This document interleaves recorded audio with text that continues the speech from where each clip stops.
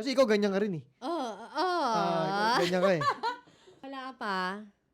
May nasasabi na kailangan try mo. Try mo muna. Hindi naman mag-sorry.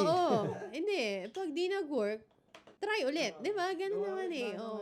Kesa hindi mo siya tinry, tapos nag-base ka doon sa negative na yon, ending, nasa sa'yo na sana tinry ko pala yung ganun. Actually, ako tol, marami ako nakikitang ganun eh. Na naging successful. Tapos parang nakikita ko yung idea ko dati. Ganyan dati idea ko eh.